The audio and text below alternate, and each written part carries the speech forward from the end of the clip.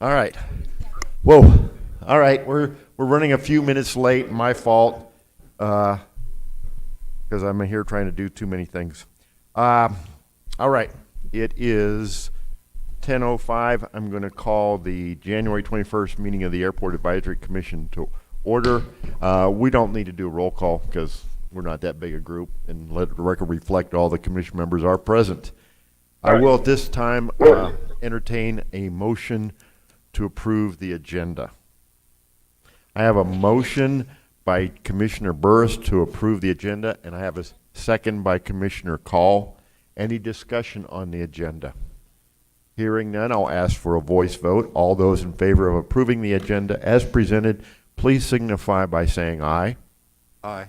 Any opposed, say nay. 5-0. I think you folks could teach my city council something. That was an editorial comment that was inappropriate. I apologize. I will now entertain a motion to approve the minutes from Thursday, December 17th, 2020 meeting. I have a motion by Commissioner Call to approve the minutes from Thursday, December 17th, 2020, and a second by Commissioner Powell. Any discussion on the minutes? Hearing none, I'll ask for a voice vote. All those in favor of approving the minutes as presented in our packet, please signify by saying aye. Aye. All opposed, say nay. Hearing none, passes 5-0. On to item number 5, Mr. Stark. Good morning, Mr. Mayor, Commissioners. We'll start with the operational report. Been pretty much about the same as it has been. We did have an uptick in our number of aircraft operations, a little higher than the last month at 1,824 operations. So, December of last year, or 2019, was 2,122. So that's about 85% of what it was. So a little bit busier than what it was. I think a lot of that was probably due to the turnover that we saw in the storage aircraft going back out for service for the holidays. Passenger boardings also were a little bit higher at 3,878, about 73% of 2019 numbers. I believe that's the same thing. You know, we judge by the parking lot a lot of times of how full it gets, and you know it had been pretty much a ghost town for a while. But during December, it got a little bit over halfway full. So that's good to see that we still had a bit of an uptick for the holidays. Our flow fees are still up. Also, I think that's attributable to all those larger airplanes coming in. They were quite a bit higher than 2019, 240% of what the 19 number was, coming in at $5,153 for the month of December. Landing fees were down over what they had been. I think that's attributable to we're not getting the number of aircraft that are just coming in and staying. We're now to that churn level where we've got a few going out, a few coming in. So, but still about twice of what it was for 2019. Parking fees still running very high at 359% of what we had for December 19. There are now 514 total airliners parked on the Air Center as of Monday. So that's what we're seeing. I think we'll probably see a few more aircraft come back in the next few weeks, returning from service after the holidays. January is always slow for the airlines, so I'm expecting to see a few of those come back in. We really haven't seen that yet. If they don't, well, good, because then that means the airlines are recovering a little bit better than what they were. What I saw nationwide, looking through the news this week, is passenger numbers nationwide continue to drop. So at this point, I do think we'll continue to see those airplanes come back, but it remains to be seen. New leases. Let me get my list here. We have a few new leases and at least one renewal. So new leases, we have 4. We've got Larry Parker renting T-Hangar 120-2, Clayton Hightower is going to be renting 120-6. Scott Burnett's going to be renting 120-4. And Ascent will be renting Building 100, all starting on March 1st. Those leases are going to legal next week. And ENMUR will be renewing their lease on the old north-south runway over at OMA. Air service, very little to update there. As you all know, we've been helping American by waiving fees for them, waiving their parking fees, and the council approved November and December at their last council meeting. So going forward, we will still need council approval for further waivers. I've had a couple of discussions with American over that. Basically, we're at a point where we need to meet and discuss that in a serious way. So basically, we've just teed up the meeting. I do not have a date for a meeting yet. We're discussing that. As to Phoenix service coming back or more Dallas service coming back, that is not on the horizon at this time. That would probably be discussed in a meeting with American. But they did get, as you all know, stimulus money from this last bill that was passed, and now they're talking about another one. So I would expect to see them supported again with this next bill. So all of those things are in play. On that point, I wanted to share with the commission here, I had an interesting conversation earlier this morning with former Mayor Bill Owen, who raised an excellent point that this waiving of fees basically is the city air centers taking on responsibility to ensure the continued air service. And maybe we should be asking the county commission to help pitch in, and maybe some of our other partners too, instead of it all being on, everybody benefits. Maybe we should make an effort to reach out. So I don't have a formal action on this, but I thought he's spot on. I'm thinking, yeah, that's a good point. So, but that's me. I don't know if anybody wants to chime in, or whether that's, maybe I'm nuts. I've been known to be accused of being nuts before.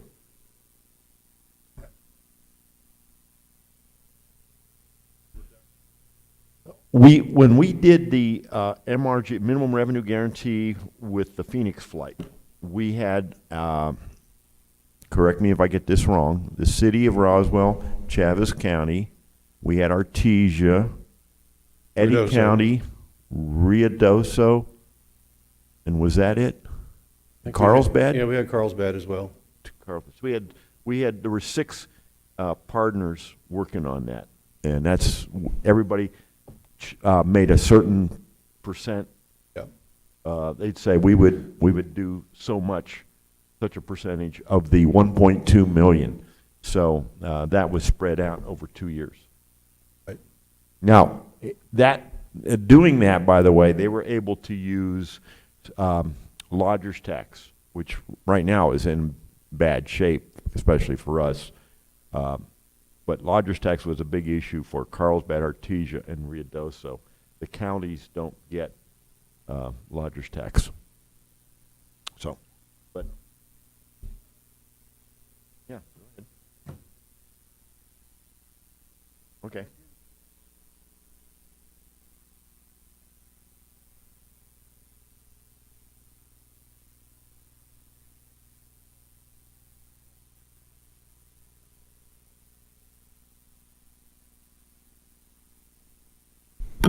Any other thoughts? Tell me if you think this is nuts. All right. Mr. Fuentes, why don't we talk about this afterwards, and maybe this, through your position as administrative services, we can reach out to the other entities and see if anybody's willing to help us with this. Maybe a letter over your signature or Mr. Nebb's signature, or probably not mine, because I have I know.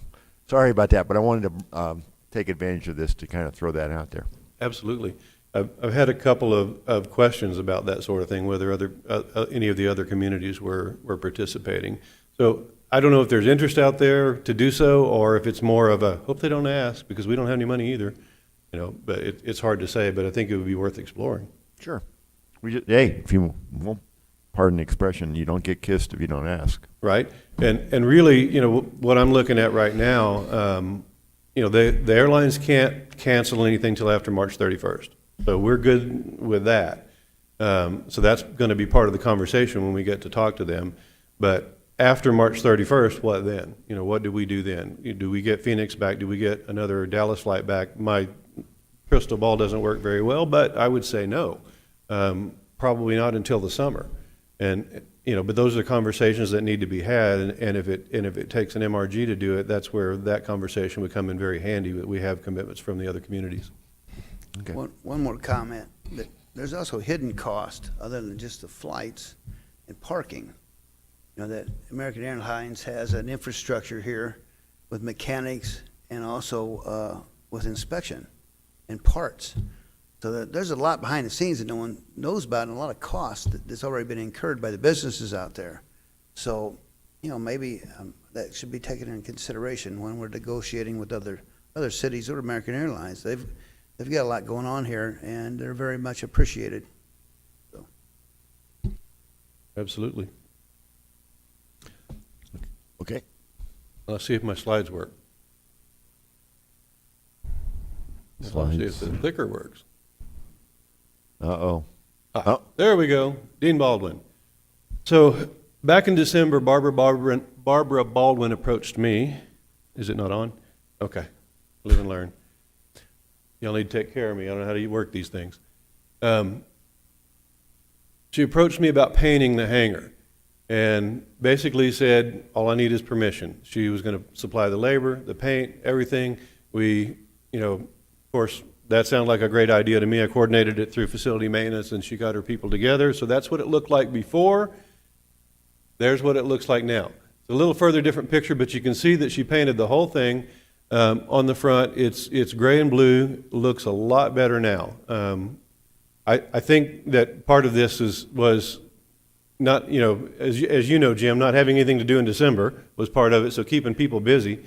And then the other part of it is when the Ascent builds their building, they were going to look really bad. So this is a huge improvement to the building. We're very grateful to Dean Baldwin for doing that. Nope, not quite there yet. Next, let's see. I wanted to kind of touch base on a few things. The old municipal airport, I really don't have anything to report there, but just wanted to say that. We've had some contact with the FAA. Mr. Fuentes has gotten some email, and I had a phone call or two with Gene Gamar with FAA. They are in the final portion of review. They got to where they thought it was the end, and were about ready to tell us what the answer was on that. And then they discovered they had to do one more level of review, and so they're doing that now. They should be getting very close. Just for giggles, why don't we review what we're trying to do here? Okay, in case anybody forgot, Dr. certainly for Powell's Dr. heard this Powell, who story. wasn't involved in this at all. But so the old municipal airport, of course, was closed when they moved the airport over to the air center. But what happened was because of old grants from the FAA that went into that airport, there had to be a movement of that value to the new airport. So the agreement that the city entered into in 1968 was to pay back the new airport $953,000 of value, primarily when they sold land off the OMA, or if they leased land off of OMA, would go into the airport fund. We did some of that, but we didn't do all of it. And honestly, it's just been one of those things. We didn't do a lot of selling or leasing with that property, so there wasn't any revenue really to move over. But after all of these years, we're wanting to move on with that piece of property, and we have with Cielo Grande and the recreation center, all that. Those pieces of property don't really enter into it as much because they're still in the city's ownership. But anytime we change land ownership, then those proceeds should be going to the air center. But when you look at trying to develop that, those proceeds need to be going back into the city coffers to use for the development of that land. So it poses a problem. And then the other side of the issue, the city over the years has put millions into the air center in water projects, and I mean, you can just go on and on. But a lot of infrastructure type projects that have been funded outside of the airport fund. And so that was what we were asking for from FAA, was to receive credit from all of those millions of dollars that were spent on the air center in its development outside of the airport fund. So receive credit toward that 953 and give the full release on OMA so that there's no FAA involvement whatsoever. So it's taken a while, what, 3 years now roughly we've been working on this, or 4? Mr. Fuentes, you have any idea how long? It's a while. And so, Yeah. so at any rate, we're finally coming close to the finish line. They're finally, we went out to Fort Worth and made a presentation to them on this and talked very seriously over and over about it. I have no idea how this is going to come out, but it sounds like it will be positive. Just, again, that's kind of reading the tea leaves just from what Gene has told me, but I have no absolute answers yet, but hopefully they'll give us an answer here pretty quickly. Okay. Yeah, it's been a long tedious. It's been a long. Because that trip to Fort Worth was 2 years ago. Yeah. Yeah. Okay. That it was. Okay. I know everybody's wanting to know where we are on Ascent. That's a huge project, great interest, and that's another one that I have to say, I wanted to check in, but don't have a lot of information. I did talk to Brad Henderson with Western yesterday, and he has a non-disclosure agreement with Ascent, so he really can't tell me a lot, but the bottom line is they're still negotiating their lease. So he's hoping that they're getting close, but they've had some sticking points, so hopefully we'll have some update here within the next couple of weeks. Personnel. We've been going through interviews. We've ran through a number of applications on the property manager and the deputy director. We did second round of interviews for the property manager, and that's actually a longer name, but I'm going to say property manager because it's shorter. But we did a second round of interviews with those, down to 2 people. We think we have a good idea who we're going to pick. We did 4 interviews for the deputy director, and I have a great problem. I have about 5 or 6 for the deputy director that are excellent candidates. Probably any one of them could do the job really well. So it's how to pick the right one and put the team together, and that's why we're going to probably get closer to picking both of those positions at the same time, with the idea of how the team mixes. So hopefully we should have an announcement by the next meeting for that. And that is all I have for that. Okay. Any questions for Mr. Stark on what's going? We got another airline, ANA, showed up. True, we did. They were, what does that stand for? It's Japanese, but I don't remember what the airline is. All Nippon Airlines. Is that it? Is that who it is? Okay. Yeah, I never ANA. did even look it up. I saw it come in on. I read it on the side of the airplane. I saw it come in on FlightAware, and I knew they were from Japan, but I didn't know much about them. I think we're going to get maybe another 1 or 2 at the end of the month from All Nippon. They're working with Kavu. Okay. Very But cool. that was the first one, 767. So yeah, we continue to get the internationals come in. Which is, I think, a big deal. I like it. All right. Not go on to item number 6. Number 6, Crunchpad. Another one we're touching base. I've had a couple of phone calls and emails with AirSail, and bottom line is they have not made a decision yet. I talked to Ron Wolf yesterday, and once again, they're having their monthly meeting today. It just happens to be the same day as ours. They did not make a decision last month, and they're going to discuss it again this month. So he gave me an IOU again. So, I just don't know whether they're interested in doing it, is really the bottom line. And if they're not, then we're dead on that. No sense in building if they don't want it.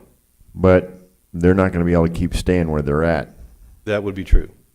So they've got to make up a decision. If they don't want to build one and they don't want to lease ours, they're going to have to cut a deal with somebody else. Yep, and I think that's probably what they're mulling over, is what the options are on the airfield. The Kavu's still here, Jen Air's building theirs.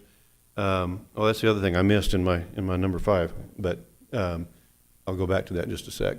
But Jen Air's going to be building theirs, so whether they can make a deal with them on their teardowns or not I think that's an internal conversation that they're having, because they did ask me, so who's left out there if we don't have a teardown pad? And so I don't know why it's hard to make that decision, but it is.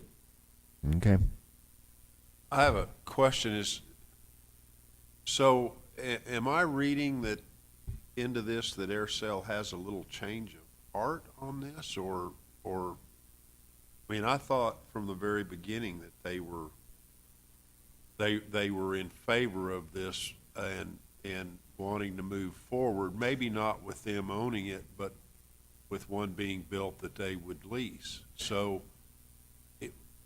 am I thinking correctly on that? No, you are. I think really what it comes down to is, the idea of the city builds it and they lease it, they like that, but, it really comes down to the lease price. So when I presented them numbers, I think that's what they're mulling over.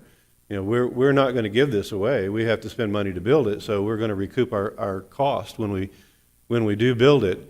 And now they have real numbers to look over, and yeah, I think it might be a little bit of buyer's remorse. So, they do have other options with Cavu and one other, If they can correct? cut a deal with them, both of those entities would be willing to tear down their aircraft. So- Well, and I think that's all well and good, because it's not cheap to build those things, and if they don't want to pay for Right. what the actual rental cost should be, then we put money in our pocket by not building. So,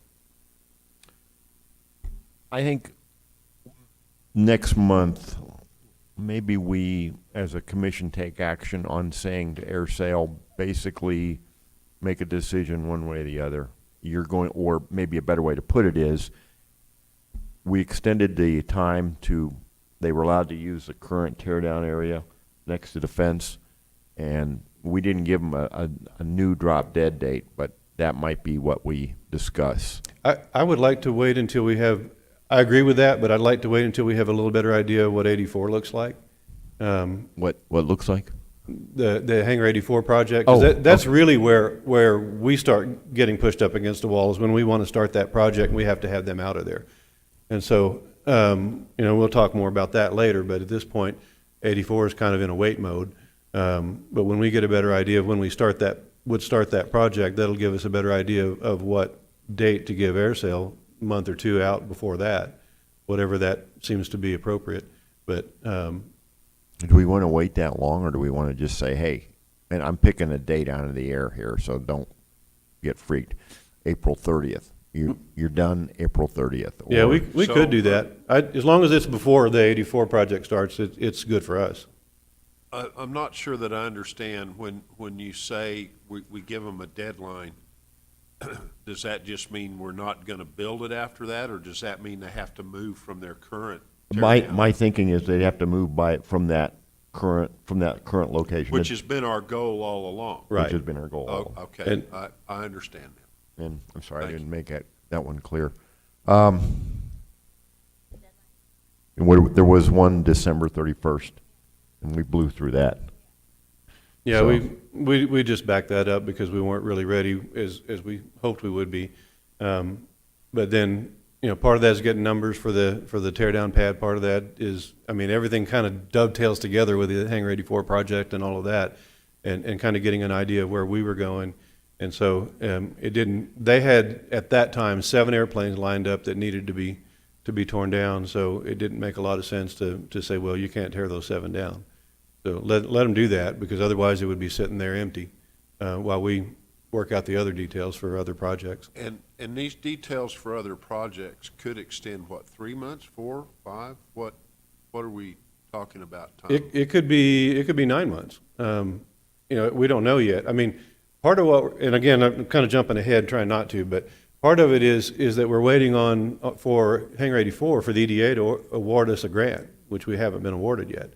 I have no idea when that's going to happen. So, with the idea being, once you know these timelines on 84 and some of these other things that you don't know now, but in 2 or 3 months you may know, then that's when you'd go to them and say, okay, this is your date. Yeah, I think when that gets clarified a little bit more, then we can back up a couple months ahead of that, whatever we feel is appropriate, and say, yeah, And- you're out of there that date.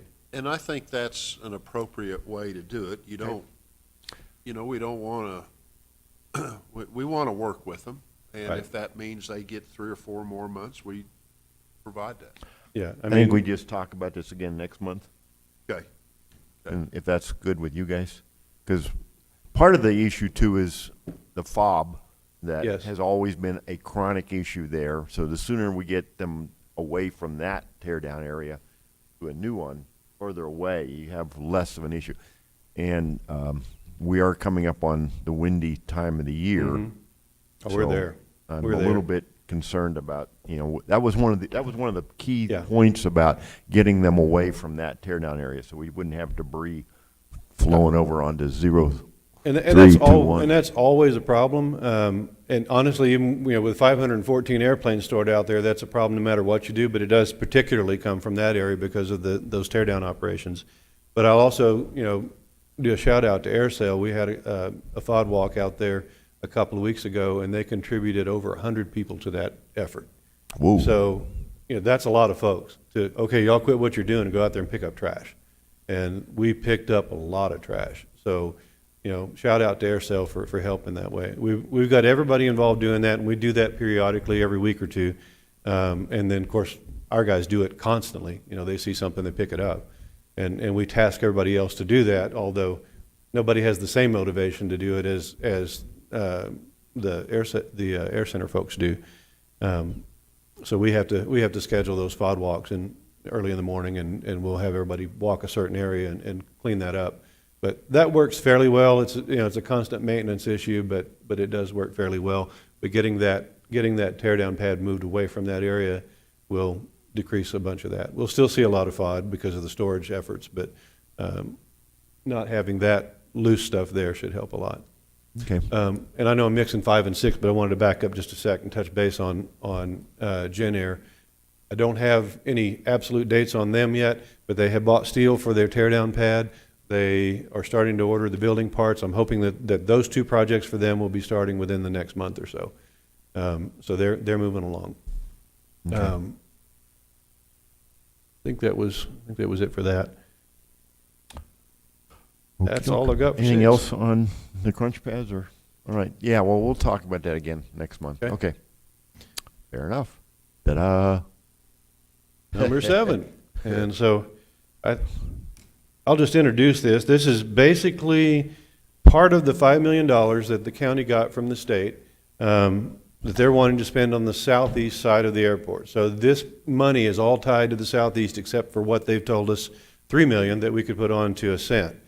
So we've got a deadline of February 25th to have this money encumbered. So we're working hard to find a project that makes sense, that will work toward the southeast side, which is what they're focusing on, and makes sense for us, that we're not spending money that we have to spend a lot more money to maintain the line. So with that, I'll introduce Louis Nahar and let him take over.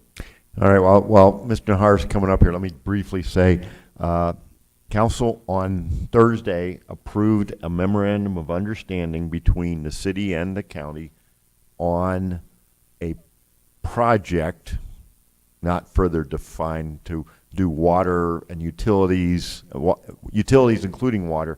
I'll have to dig up a copy of the MOU and make sure each of you gets it so that you can have it to look at.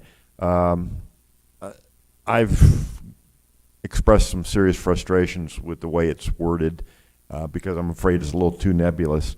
And candidly, what I'm doing here is I'm asking this commission to be kind of the grown-up in the room to oversee what's being done. Because we've never had a public discussion on this aspect. There's $5 million that the county commission received as a capital outlay from the state for infrastructure upgrades at the city-owned air center. You can probably guess my frustrations. You've got a copy of the memo that Mr. Nebb did when we found out about an additional $5 million request. But going back to the point that Mr. Stark had addressed, is that the verbal agreements, and this is part of my frustration, because this is what's driving me nuts, because this is all verbal, is that, okay, there's $5 million, $3 million will go towards the large hangar project involving Western and Ascent, which we still don't have a written agreement with Western or Ascent. and they don't even have a written agreement between each other. But $2 million would be spent on infrastructure projects on what I'm calling the east side.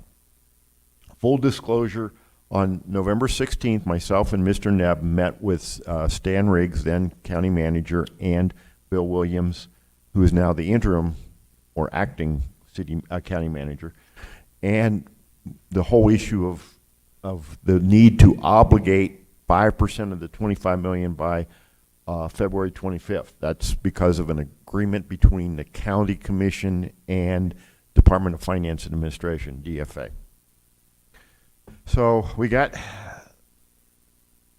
like I said, this gets complicated because it's the city's asset, but they've got the money.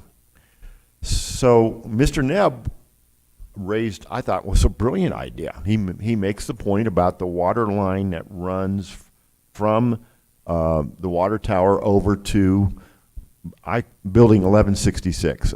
It's the alert pad building that is now leased by Mystic. That line is an old transite line, and so we're going to talk about replacing that, and that's where Mr. Nahar, I'm going to let you take it from there because I'll probably screw this up. But go ahead, sir. Thank you, Mr. Chairman, Commission. As the chairman states, there's a proposed water line in the southeast part. I'm going to give you a little bit of an overview of the utilities at the airport, focusing on the southeast part of the RAC. What you see, the first slide there, the green lines, that's New Mexico Gas Company. Okay. So, and the reason I'm giving you an overview of the utilities, whatever you have, you got to have, besides water, you have to have sewer, communication. Jeff, is there any way to bring this up on these monitors? Okay, because I don't know about anybody else, but it's hard to see. Bottom.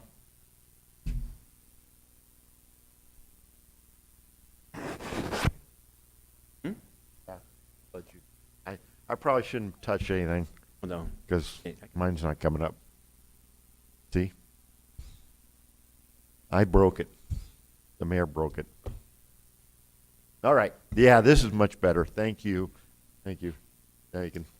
Okay, go ahead. I'm sorry, Mr. Nahar. Not a problem. Not a problem. So again, just to give you an overview, because there's more than water when you start development. But the gas company, that's where they're at, so any extensions would be from there. And of course, people don't always think about the utility called storm drainage. People say in Roswell, you don't have a storm drain. Go, yeah, you drive them all the time. That's typically what you have in Roswell. But at the Air Center, you have some 1957 drawings, and you can see the red is the stuff in the beyond the fence. There's drop inlets out there, and basically all the drainage goes out towards behind those old fuel tanks. It drops out over there. That ends up going into South Spring. Yeah, it heads towards South Spring. It goes down Hobson Road, crosses the highway. Yeah. So that's where it's headed. And then the blue line, back in the 90s, the city built a cast-in-place storm drain in the middle of the road of Earl Cummins when Earl Cummins was built. So we had some storm drainage. The next slide is the sewer line. So that's the sewer lines. This is taken from our sewer maps that was done by non-CAD people. But you can kind of see where Mystic is, or building 1166 there at the lower right. And what we have there is a lift station, which is just a glorified manhole. And it grinds it all up and it pumps it, as you can see, towards manhole 16. So any development that we would do on the southeast part, what you would do, you decide where the most northern part, build you a manhole, and then have all the development by gravity feed to your one manhole, aka lift station, grind it up, and again pump it out that way. How much of the 4-inch line you guys put in 2015, I don't know. It serves 90 people. 90, it can up to Yeah, 90 people? Yeah, because when I was talking to, I think Scott at the time when we were building it, okay, what's at Mystic? And the number that was given to me, if they were to be full and everything else, it'd be serving 90 people with dormitories, whatever else they do there. Okay, so if to service more, we're gonna have to we'd have to build a bigger line. Correct. Okay, thanks. But a 4-inch line, I'd be able to take a little bit more. This is the size of your grinder and the size of your pump, how far you're gonna do it. Okay, But lift stations are not as hard as they used to be. That project was, if I remember correctly, we bid it out, it was about 180,000. That was White Cloud that did that one. The next half is, the next slide that you see is the east half, the existing water lines. As the chairman said, these are airbase error 1942 asbestos cement water lines. As you're looking at it, I also have with me today is our utility director, Lorenzo Sanchez. So him and I tag team in a lot of this stuff, and we've been working together for a long time. You can see how the water lines now, but when they get down to the drag strip in that area around Mystic, they're a 4-inch water line. When you get to the very south end of this line, Lorenzo's crews can go over there and turn it on. There is no pressure.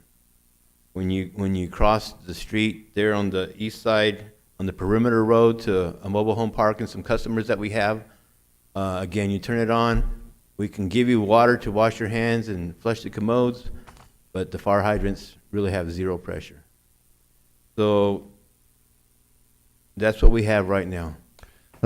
let's kind of talk a little bit, if you don't mind. I'm kind of been buried in the details in this thing for a while, but the other commissioners aren't.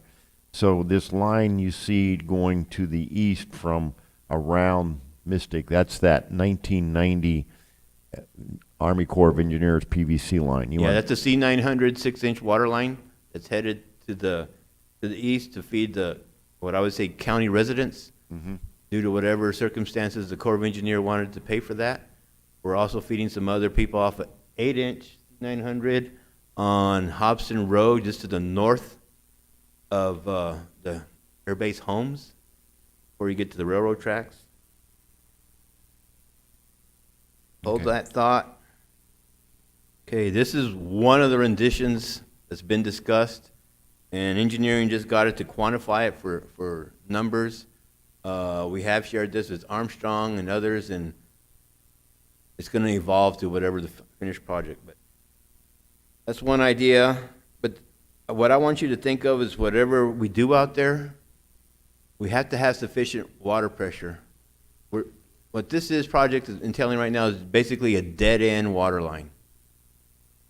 And dead-end water line is not looped to anything, so my gut tells me we're going to have a lift station or another reservoir along with the water line at some point. Some point. And a pump station would probably be cheaper than a reservoir or booster station, whatever you want to call it. The other thing that you want to consider, water is a very precious commodity.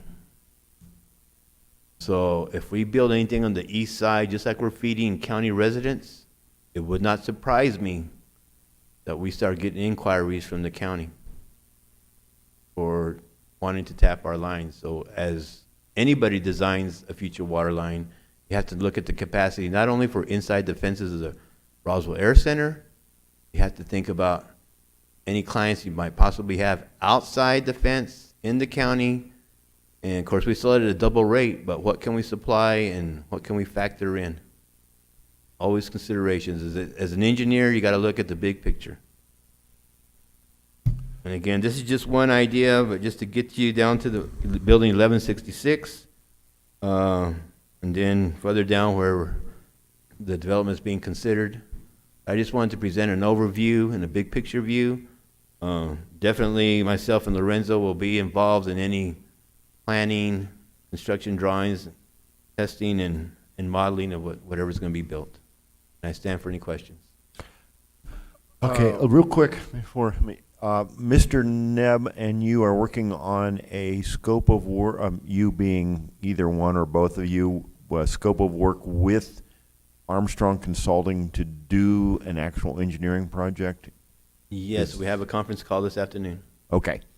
And that scope of work agreement could, and this is where I'm going to drag in Mr. Fuentes, qualify as the obligating, Absolutely.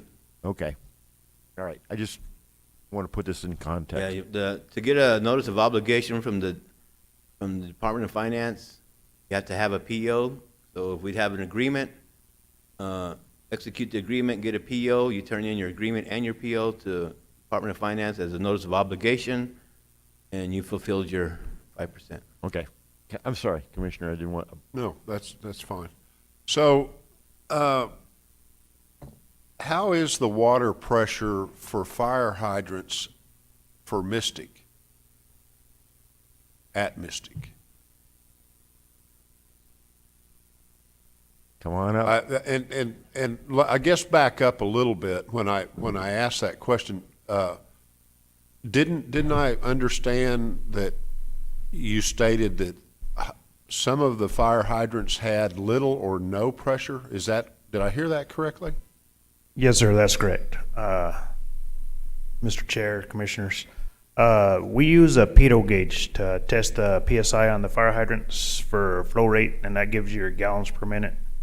We open the fire hydrant full flow, we put the pitot gauge to it, and we get zero pressure off of that fire hydrant. It does not even move our gauge.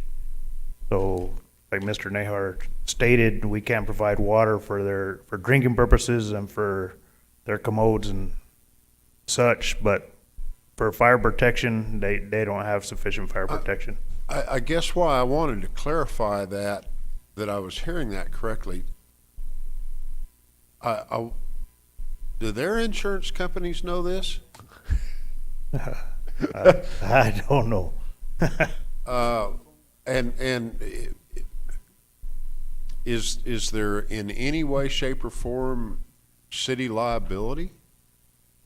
I'm assuming, and this is an assumption, so we know what that means, that they knew this when they leased the property. Yeah, the conditions of it, I mean, it's not like it's a secret. Now, I want to kind of build on when you're talking about the fire hydrant with zero pressure, I'm assuming you mean the one on Crossroads at the very end? Yes, sir, that's what I mean. I mean, we could go flow the other hydrants around the alert pad, which is around Mystic, and I'd have to do some research on that. But I'm talking about the furthest hydrant to the east off of Wyo. Because if what you don't see here Right. is you see the blue line going over to Wyo Road. Right. And correct me if I get this wrong, but I've been staring at these maps.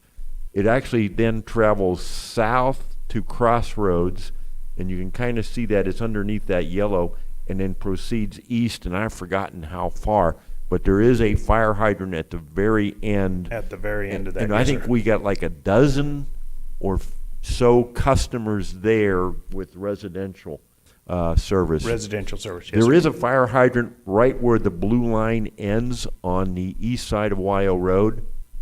There's one there. There's one there on the very furthest east. And then once you go further east on Crossroads, is where the final fire hydrant is, and it just doesn't work.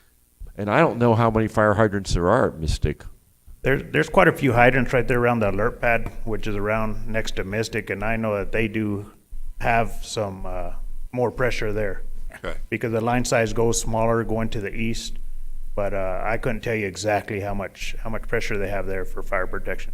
But 'Cause they loop it we are talking the furthest hydrant to the east. Okay. Because you got that water line that circles around that whole alert facility, the pads and the building, right? I mean, that was the original.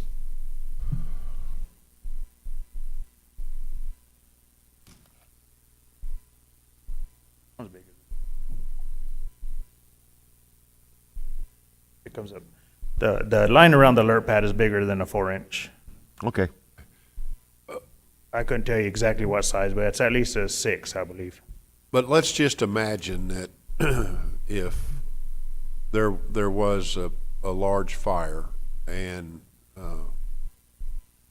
personnel come in, they hook up to 3 or 4 hydrants, the chances are is it's not going to be good, right? I mean, you said the furthest one, but I mean, even if you pull pressure off of 2 or 3 others hooking on, it's gonna be bad, right?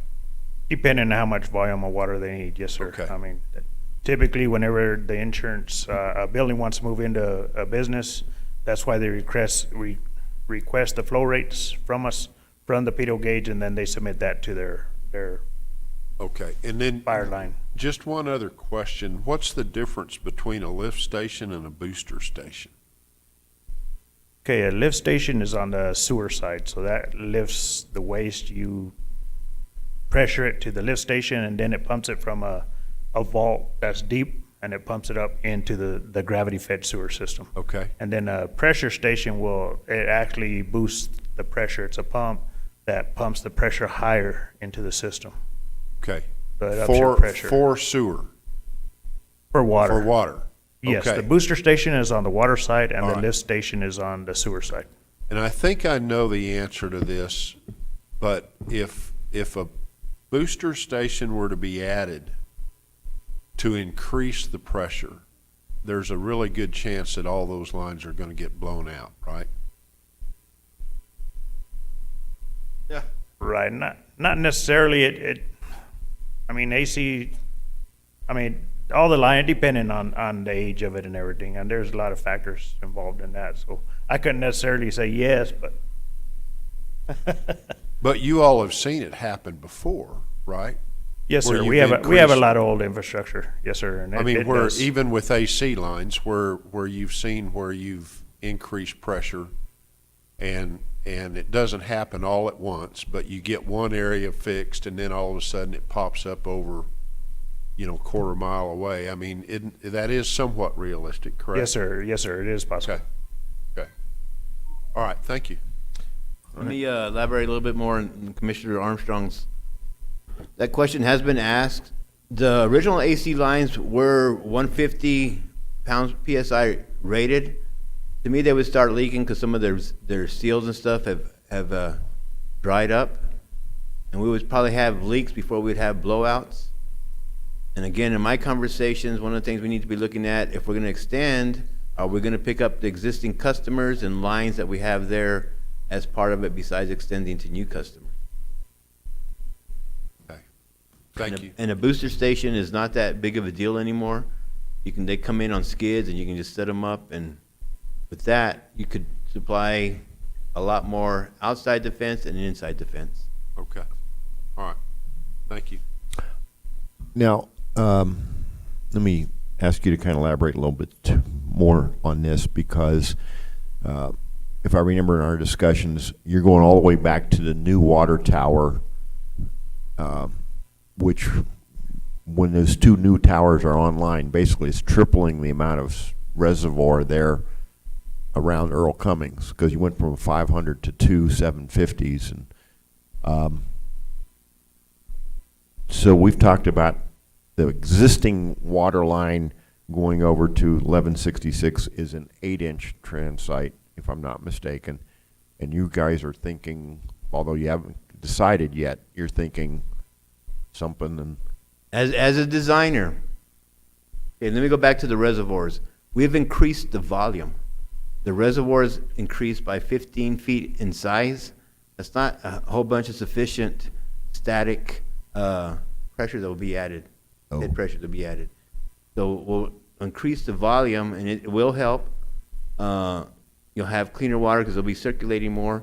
But what are you serving? What are the volumes that you need? You need to run a 14 to 12. My discussions with Armstrong is we need to run a water model. In 2012, we developed a water model, so we can do scenarios. We're going to build water lines, pressure stations here, and all that. And we can actually do a water model and say at the end of this line, at this hydrant, we'll have X amount of pressure. So all that's got to be part of the design and part of the services that whoever's going to design for the future has to analyze. You have to analyze that first, your scenarios, then you size the pipe, and whatever else you're going to need to meet that criteria. okay, that's a level of complexity, I think, that has not been addressed anywhere else in a group. Because if I'm building on what you're saying here is, although my interest, just me personally, is the purple thing, and I'm thinking that's the reasonable thing to be done. The expectation by many who are in control of the funding is that at least the engineering will be done to run it all the way down the yellow. So when you do the engineering, you're going to have to do engineering not just for the purple, which I like. You're going to have to do engineering all the way down to the end of the yellow. Am I? That is correct, because you don't want to undersize from the very beginning. You have to have the big picture. Again, as engineers, we look at the big picture. Sometimes we're criticized for looking at the big picture, but that's why you hire us. Okay. No. Anybody else on this one? Okay, this is my desire. This is that we talk about this on a regular basis. Next month, come back. By then, we're going to have the money obligated, because if I'm not mistaken, looking here at the calendar, at that point, we meet again on the 18th. The deadline for the obligation is the 25th, so we should have this all nailed down by then. Otherwise, we're in deep. Yeah, my recommendation is you might have to have a special council meeting to get that agreement approved. And then the other thing is, by the time we come back, Mr. Sanchez can have some crews and go around the alert facility and Mystic, and we can actually get some working pressures of what we have now. Because there'll be data we'll be needing in anyway. Sure. So I like that. That's good. Let's do that. And Mr. Stark, I'm going to ask that these slides be part of the minutes that go to the commissioners. Okay. Just go and pull them out and put it in the packet. That way, everybody can look at it. All righty. Good enough. Thank you, Mr. Nahar. Mr. Sanchez, thank you. thank you, Mr. Chair and Commission. I actually kind of like talking about this stuff. I'm a frustrated wannabe civil engineer. Hear ya. We moving on to 8? Yeah. Okay. So number 8, we've been talking about this for a little while, kind of behind the scenes. Coming up in a couple of years, we've got our master plan update, and that's programmed into our capital improvement plan with the FAA. So what this group needed to do, what I want to do today is kind of give you guys a 101. And Justin Peets, I hope he's able to talk here in a second. We don't have technical problems, but he's online, and we'll run through his slides and let him give you the 101. But the idea behind, first of all, I'm not going to say too much because I don't want to steal Justin's thunder, but basically the FAA, as part of the AIP program that we participate in, mandates that we have a master plan, and there are certain things that are in it and that they require, and they mandate that we update it every so often. So as we're going through this, the last time that we updated it was 2012, and so we're 10 years out by the time we update it again. And with that, Justin, I'm hoping you're on. Well, good morning, Scott. This is Dennis Corsi with Armstrong. We do have Justin Peets online and Mike Garcia and some of the other teams. So we're here to support you this morning. And Justin and I will be tag teaming the presentation this morning. Our objective is to give you a little bit of a recap of the 2012 master plan, a look at where you are at today with the plans, and to talk about the upcoming master plan update process program for 2022. So Justin and I will be bouncing back and forth just a little bit. We did try and keep this as brief as possible, and I apologize if we get into the weeds a little bit too much, but hopefully it'll give you the information you're looking for, and then we're open for questions. So I'll just ask you to progress the slides as we go through this, Scott. So I think our screen share is a little bit delayed, so I can see your screen through the camera system. So it looks like slide 1 is up. As Scott said, the last master plan was completed in 2012. And if we go to the next slide. The key development objectives that came out of the 2012 master plan and the priorities from that study were to maintain the asset that you have as the number one priority. You have a vast amount of pavements and infrastructure on the airport, which is the lifeblood of the air center. So mainly the highest priority was to maintain, rehabilitate, and reconstruct the airfield pavements to provide access for all of your users coming in and out, with a focus on the runway 321 improvements. That was a very large project, large undertaking, and that was a lot of the priority. Some of the other items and objectives were to obtain a new snow removal equipment building, to enhance safety by relocating taxiway Kilo. Looking at the terminal building was to provide a larger facility and expansion / remodel to accommodate your passenger traffic, and then to look at the revenue generating and job creation opportunities with landside development, protecting for the possibility of a horizontal launch spaceport. We did go to Washington, D.C. and meet with the spaceport people as part of the master plan process with the FAA. So the setbacks were established for a horizontal launch spaceport in the event that that was a decision the city wanted to move forward with. Also protecting and identifying areas for premier aviation, industrial, and aerospace business park development. So those were the priority objectives that came out of the master plan. And the next two slides will show some conceptuals of what that looked like. For the most part, the actual configuration of these facilities is really driven by demand. There are infinite ways to carve up the pie and configure it. The key things are that the aviation-related businesses need to be along new taxiways parallel to the runways so that they have direct aviation access with the taxiway, then connector taxi lanes to the aprons, and then to their facilities, and then vehicle parking. And then beyond the aviation-related facilities, which are adjacent to the runways, would be transitional spaces, manufacturing, aircraft storage. One concept that had been contemplated was to put some type of an executive golf course in that southeast section. And basically, these are more or less land use areas to be configured as demand warrants. There's a detail of that western space on the next slide. It shows a little bit more of the detail in there on what a full build out might look like. But obviously, depending on the tenants and the demand is going to drive what gets developed, the shape, the size of the facilities, the buildings, and all of that. So these are the conceptuals for those particular places.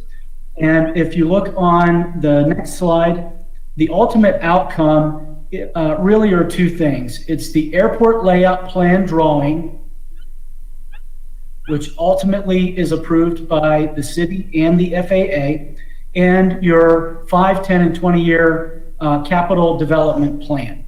Those are the two key things that come out of the master plan.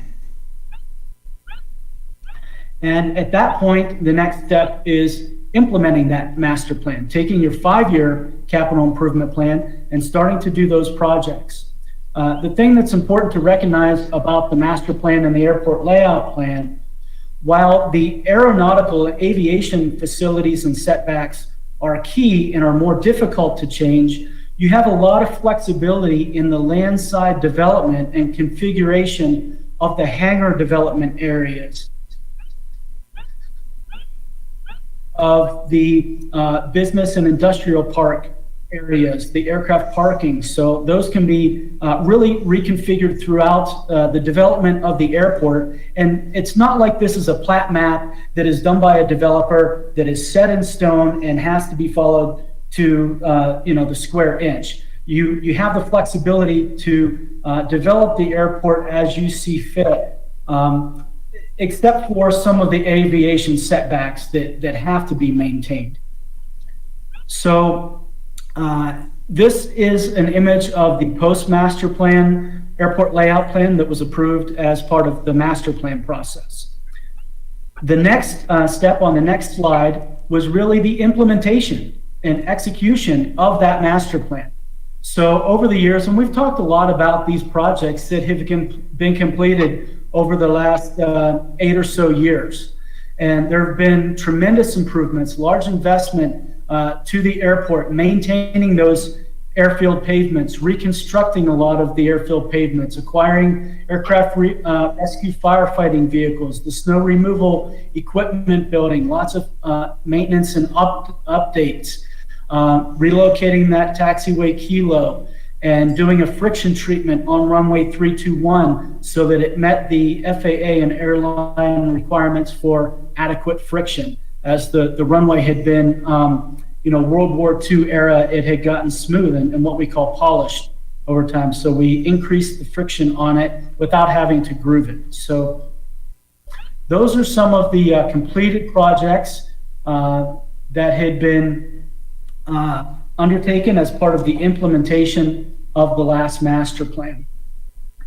The next slide shows, and I'm going to turn this over to Justin, over this time frame as well, as we said, really the demand drives what that configuration looks like. So there have been some adjustments to the master plan and that layout that have been incorporated over the last several years. So Justin, I'll turn those over to you to talk about.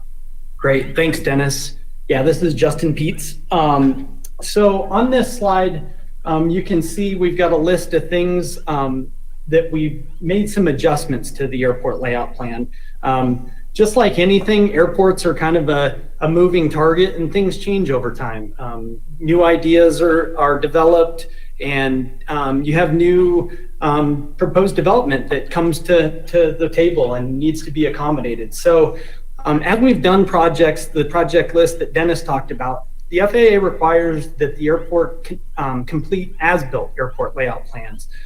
So basically plans that are on the shown in the future from the airport layout plan, those are changed from future to existing. And as part of that, we reach out to our airports and ask about other updates to the airport layout plan. We really want planning to be a living document. The master plan was put together and completed in 2012, but we don't want that to just be a document that goes on the shelf and collects dust. We really want that to be a living document and, flexing and accommodating what the actual demand is. So we've made some adjustments to the south side development area. We've eliminated the spaceport setbacks. The spaceport stuff really had some pretty large setbacks where buildings needed to be away from those areas because of the volatility of the fuels that were involved with that. So we've gotten rid of that. We've added and refined the general aviation hangar development sites.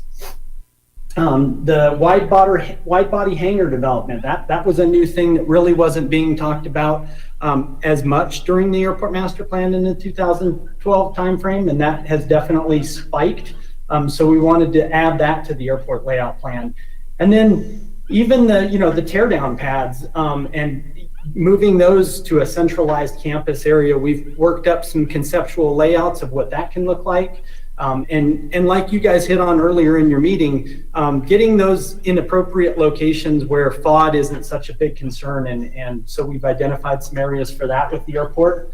COVID with the airliner parking, obviously that we've done a lot of FAA coordination and submitting paperwork on getting the airliner parking cleared from an airspace standpoint. And that wasn't anticipated, obviously, in 2012. We didn't know that was going to happen. So we need to be able to accommodate whatever happens.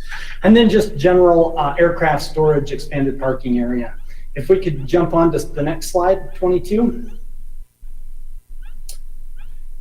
And like I said, so as a living document and keeping things up to date, we've done the as-built layouts with the construction projects that we've completed, like the relocation of taxiway Kilo and the ARF or the SRE buildings and those types of projects. I've coordinated, we've gone back and forth with Scott a lot of time, several times on making changes to the airport layout plan. And so here you can see that even though we haven't done an airport master plan since 2012, we have updated the airport layout plan to show the direction that the airport has indicated they want to move toward, and along with the city. And we've done that in those as-built airport layout plans. So you can see here that there's obviously a lot more development shown on the south side, and that yellow is the future, and we just continuously work this. It's kind of like a piece of clay. You're constantly making adjustments based on the demand. If I could tell you what was going to happen next year, that would be great, but we have to put these plans together without knowing exactly what's going to happen and be flexible and understand the airport layout plans aren't set in stone. There's a lot of flexibility. Like Dennis said, there's setbacks and those types of things that the FAA requires. But as far as landside development, there's a lot of flexibility. And when we go in and we submit the paperwork to the FAA, when you say, hey, we want to build a hangar in this location, or we want to do aircraft parking in this location, the airport layout plan really just, the FAA looks at it and makes sure that it's generally consistent with the plan, and that you're not doing something drastically different, and then they allow it. So there's nothing that's really set in stone. This isn't a subdivision layout where this is how it's going to go. It's flexible because we really don't know what the future is going to hold. And with that, I'll go ahead and turn it over to Dennis. Okay, thanks, Justin. We can go to the next slide. And as Justin said, he works on a hand-in-hand on a regular basis with Scott on doing some of those modifications and interim adjustments. But there are several ongoing projects that we've talked a lot about at previous meetings. I won't spend a lot of time on this, but you continue to receive Airport Improvement Program AIP funds for projects you have received and are continuing to receive military airport program funding for projects, and then you have several pending projects with other funding sources. So a lot of the airfield stuff, the FAA tends to emphasize and prioritize their funding towards the airfield pavements. They tend to start with the runway and then work out to taxiways and then ramps and then safety related projects like aircraft rescue, firefighting, snow removal, fencing, those kinds of things. It's hard to get them to fund other projects like terminals and revenue generating projects like hangars. So their focus mainly is the airfield pavements. You have been successful in receiving other funding towards other projects. The aircraft teardown pad, which the state has issued a possibility of participating in as well. The capital outlay grants through the DFA for Ascent Hangar and the Southside utilities. I apologize, I omitted the Hangar 84 project should also be on that pending project list. You did receive the offer of the EDA funds for $2 million for that project as well. So you continue to have ongoing projects in between the master plan updates. But so those are the ongoing projects, and then some of the upcoming projects on the next slide are from your capital improvement plan and other projects.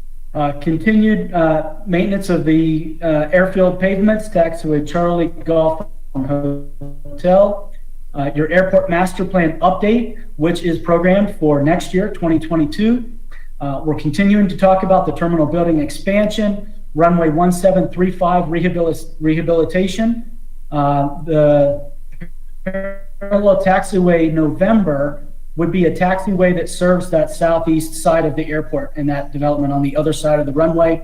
And then some of your other taxiway work, other potential projects. We talked about the different phases of the utility upgrades, continued hangar development, both large wide body, general aviation, and then other supporting businesses. And some of the other things that have been discussed and have various time periods of high emphasis, and sometimes they take the back burner, but solar parking covers on the parking lot expansion, We're looking at doing some vehicle parking. Another aspect of that may be to include the solar on top of that, a large ground-based solar array, and or hotel development on the airport that has gone in various stages of development. So those are some of the upcoming projects that will be incorporated into the master plan update. So with the next slide,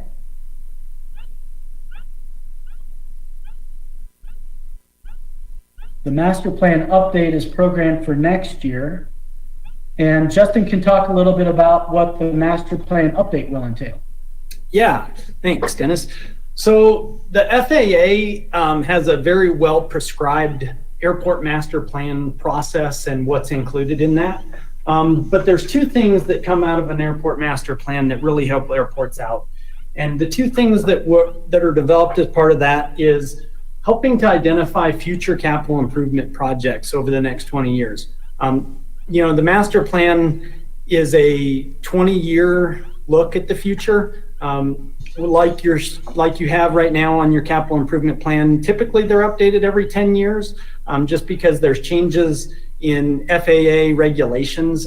They did a pretty significant rewrite of the design AC in 2013, which was right after your airport master plan was completed. So the FAA is continuously updating advisory circulars and guidance on airports, so revisiting it every 10 years is appropriate. But at the end of the day, the master plan, you're really looking for helping to identify projects to show on your airport capital improvement plan, your ACIP.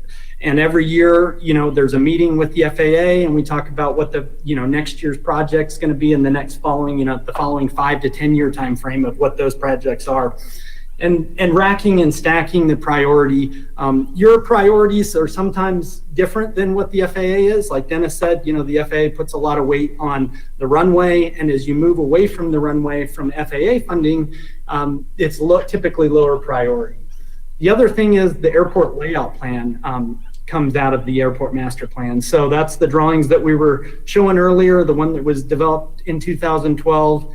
And then as we've continuously updated your airport layout plan, we want to make sure that the projects in the CIP are shown on the airport layout plan. If you go to the FAA and ask for funding for a project and it's not shown on your approved airport layout plan, that's the first checkbox that the FAA has to confirm to make it grant eligible. So we want to make sure that the airport layout plan shows, we don't want to estimate what's going to happen in the future, but we don't want to short side the airport so that things change and all of a sudden something becomes a priority or a need. We want to make sure we incorporate that in the current airport layout plan. And like I said, that's why we're keeping that document alive. The airport hasn't had any projects fall through the cracks because of the lack of being shown on the airport layout plan. We've been able to make sure that everything that you guys want to do is on there and continue moving forward. We'll do that with the master plan update. If we can jump to the next slide real quick. And this is just kind of a flow chart that shows the airport master plan process. And like I said, the FAA has an entire advisory circular written on airport master plans and what they require going into an airport master plan. So every FAA airport master plan funded project has an inventory and the forecast where we make projections on what we think will happen in the future. We put together facility requirements where we make recommendations on how to accommodate the demand that we're expecting. We look at development alternatives, if you're going to do development on the north side versus the south side, or where do you want to develop first? And we look at that in the alternatives. And at the end of the development of the alternatives, we have a meeting, and we really want to get input and buy-in by the community to make sure that what we're going to show on the plan, that people support that and that it identifies what the needs are. And then after that alternatives meeting, then we put together the updated airport layout plan. We get into the cost estimating from a planning level, which helps with the development, like I said, of the CIP, and then finalize the document. And the master plan narrative itself is just a snapshot in time, and that does go outdated, as years tick by. But the key is keeping your airport layout plan updated and alive so that nothing holds you back from moving forward in the future. And next year is the master plan project that we're showing on the CIP. So, we'll be in the summer time frame. We'll start working on probably getting the scope of work put together, a draft scope of work, and bouncing that around. The FAA, like I said, it's a very well prescribed process, but they do let you emphasize things that are important to your community and your airport.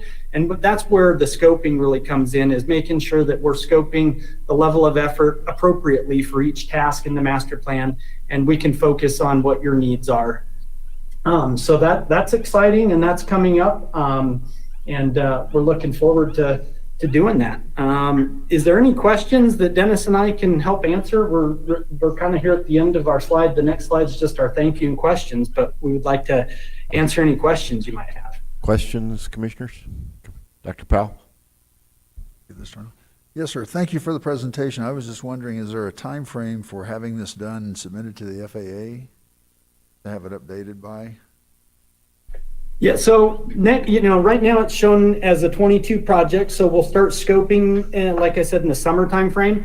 And the FAA, typically airport master planning process, once the FAA issues the grant for it, it typically is it's a 12 to 18 month process. It really depends on how long it takes for review periods. We basically, as we're working through the master plan, we're sending out chapters of that document. We call them multiple chapters. We call them working papers. And we send that out to you all and whoever you want to be involved in the master planning process. There is certainly a public involvement process to that as well. But typically, the typical planning process is about 12 to 18 months from start to finish. And that can be accelerated, based on how quickly we get review comments back on documents and how fast the FAA can turn things around. But that's pretty standard. Thank you. Yep. Anyone else?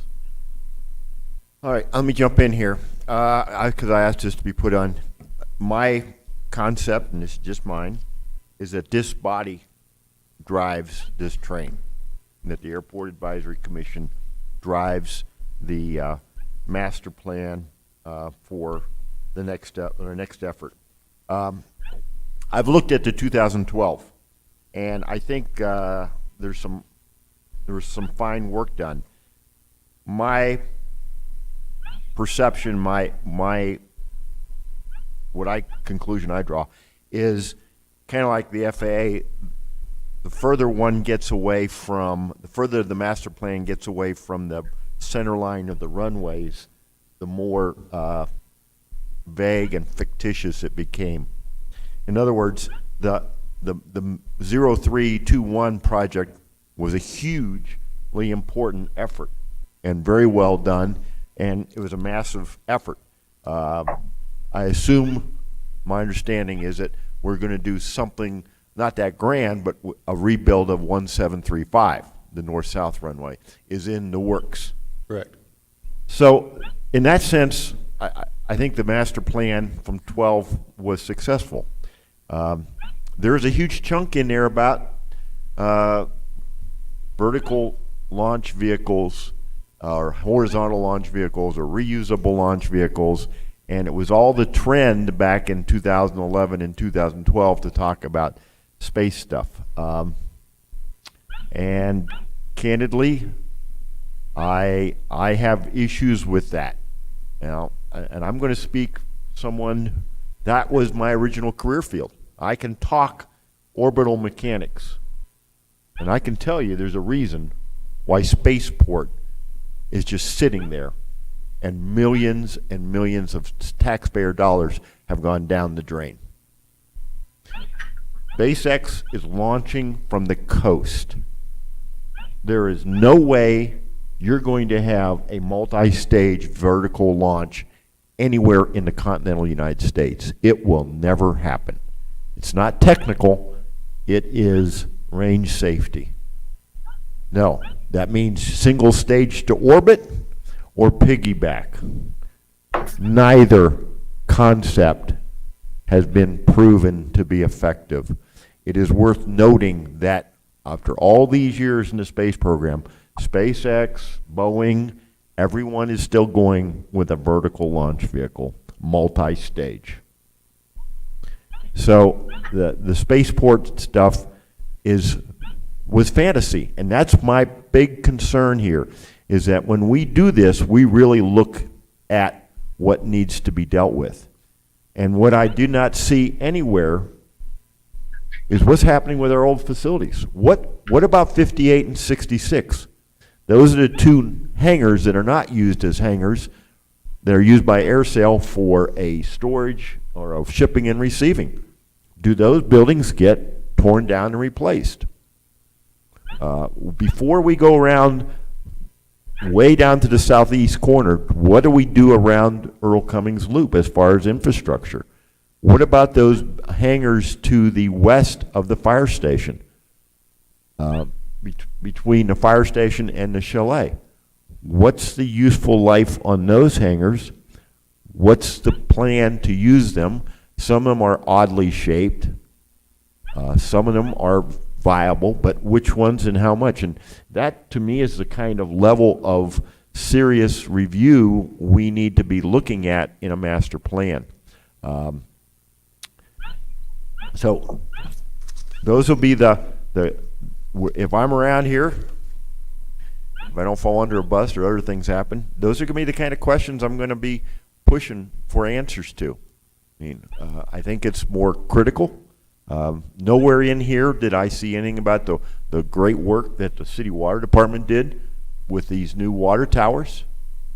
That's a hugely important aspect to it. So that, like I say, the 2012 plan, I think, was really well conceived. But if you look at it, there is almost nothing about MRO.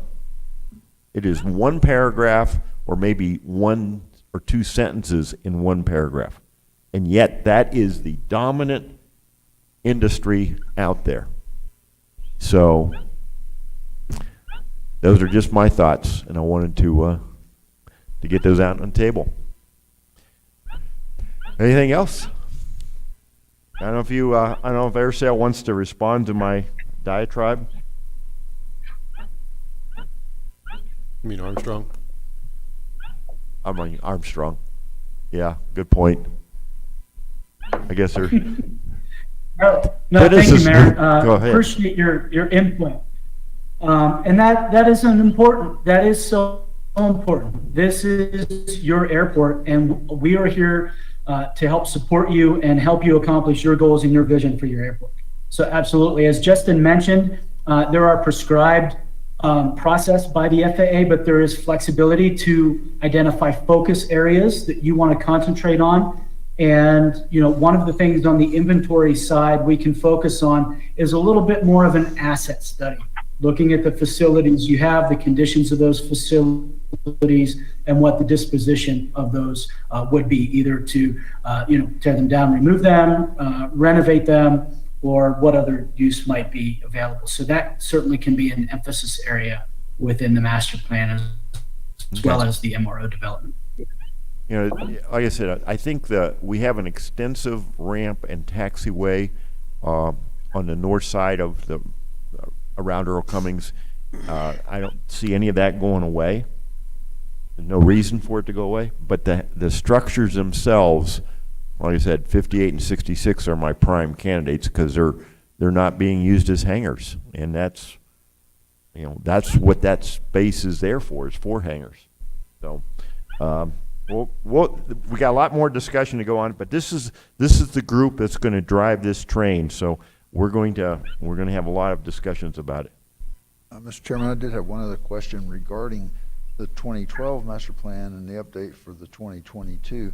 Is there any input for general aviation? There's a good question, and there was some discussion on general aviation in the 12, but we're going to need to talk about that. I know one of the things years ago was the third runway that was closed, and the general aviation folks were upset about that. I forget what the orientation was of that one. Yeah, 1230. 1230. Thank you. And an alternative, a replacement, and realistically on that, we can build another runway or open that one up again if we want to. it's up to us, but we will get no funding from the FAA to build it or to maintain it because we don't qualify. Yeah. So that's really the driving factor for a lot of it. And then the other piece is, once we close that runway and we put 150 airplanes on it, that's a huge revenue generator for us. Sure. So those are all considerations when we look at that subject matter. But that's legitimate discussion. We need that. We need to invite the general aviation community. I would say that among these meetings we have, is maybe a focused one, not just open to everyone, but we have like a general aviation meeting, and then an MRO meeting, and then terminal operations. That's just my thought. Absolutely. You know, I mean, you can see in some of the drawings that Justin put up there, you know, one of them showed a general aviation cluster, if you will, up north of Millennium. You know, and that's one of the things that we've been looking at as an idea. But those would be important things to discuss with the general aviation community. Yep. Okay. All right. The one thing that I have, Justin or Dennis, where would you guys see time frame wise that we should pick this up again as a commission?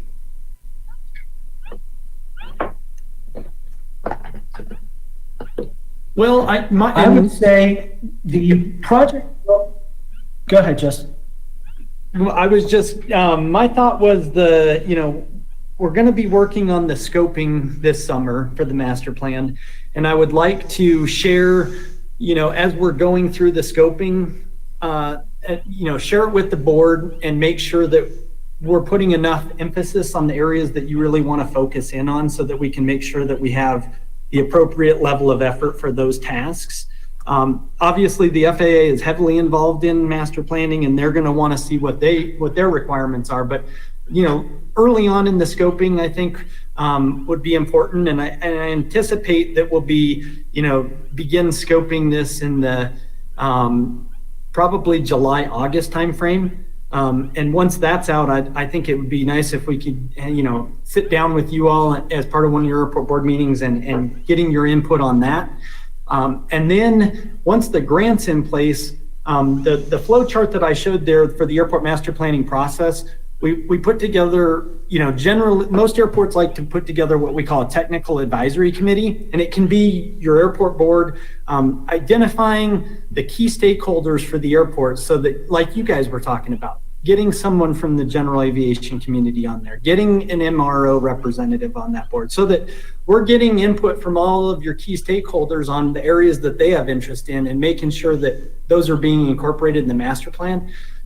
Because it's your document, it's your airport at the end of the day. Our goal is really to make sure that it's something that can be agreed upon by the FAA, and that we can meet FAA criteria in it, but it's your airport and your vision, and we want to make sure that we're incorporating that. So I would say in the, maybe August timeframe would be my recommendation for at least when we're sharing the scope for the master plan.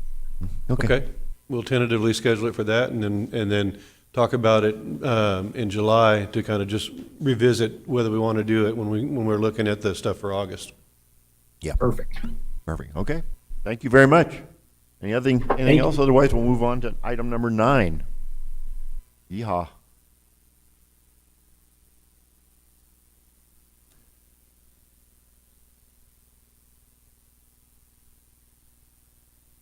Oh, it was you. Okay, number 9. Get to my slides. MRO of the Americas. So a little background. We have participated in some way or another in this event for probably the last 3 or 4 years, I think. Either someone from the airport or from the city or from EDC. John Mulcahy used to go to these things every year, so I would say we're probably 5 or 6 years out. But the next one's coming up in Orlando, April 27th through 29th. It is sponsored by Aviation Week Network. What is it? It is the premier aviation conference for MROs, for the aviation maintenance world. There's probably not a bigger one or a better one in the world. where you're getting airlines, vendors that are supplying parts, equipment, I mean, you name it, to that industry, government, everything else involved at that conference. So, you know, as you look at the numbers up there in 2019, the event drew more than 15,000 registered attendants from all 50 states in the United States, D.C., Puerto Rico, Guam, 91 countries, including Brazil, Canada, France, Germany, Ireland, Japan, Mexico, the Netherlands, and the United Kingdom. Now, why do we mention all of those? Because they're all key countries in the aviation maintenance and airline world.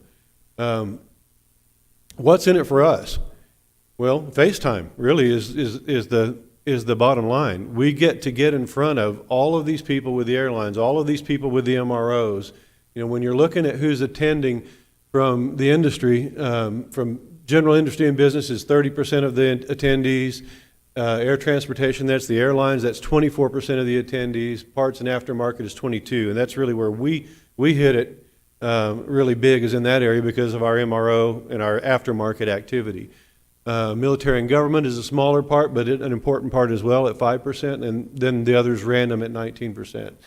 And of those numbers, decision makers attend this conference.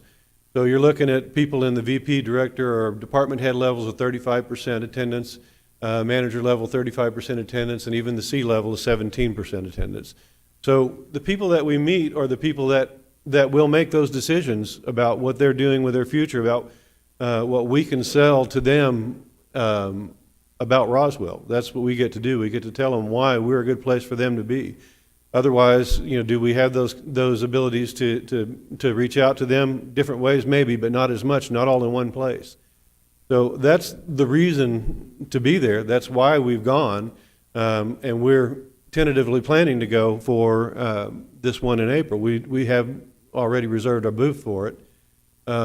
So what we wanted to do at this meeting this time was bring up the questions and talk about the strategy. You know, is it worth our time to go? Why are we, you know, I mentioned why we're going, but is it worth our time to go? Is it the best bang for our buck? Is there a better place maybe that somebody can think of that we should be going to talk to these executives in these companies and to do business development for the Air Center? Who from the city or from the community would attend? What's our strategy? You know, what are the key businesses that we want to meet with? You know, all of those questions. I want to kind of open it up for an open discussion amongst this group to try and talk about those questions. So with that, I'll shut up. All right, opened it up. All right. All right, Scott, First. with I don't know how many years of aviation experience, I can tell you this is the best thing you can do to promote Roswell in aviation. We know that everybody's going to be there. You got one time, they're all in the same building. You can stay at your booth, or you can go for a walk and talk to the other people that are there. And we all know, if you're in aviation, this is the biggest bang for your buck. And you can set up your meetings ahead of time. And I would really suggest, you know, if you're looking at how to update the airport, I would strongly suggest that you do this and take some key people with you. And as far as marketing dollars for the city of Roswell, it's not going to get any better than this. It's really not. If you've ever attended this, it's like an entire city in one spot. It's very impressive. It's very organized. And, you know, everybody that goes has a reason. They want to talk to other people, and they're all open-minded. You know, they're not coming in there closed-minded. They're not going to spend the money to go there and not listen to people. And so very, very, very good decision to go to this. That's my... And with that, you know, there are other airports that are there. I can tell you Port San Antonio is absolutely going to be there. Our booth is right across the aisle from Wichita. Which is huge compared to our booth. Correct. But just as you know, as Councilor or Commissioner Burris said, just being there is a big part. And with that, you know, Mr. Chairman, I kind of want to throw it at you and let you share your experiences. I haven't been yet. I want to say more here. Okay, Jim's going to say more. I went in 2019, and I don't have the words to explain how many people were there. Unbelievable.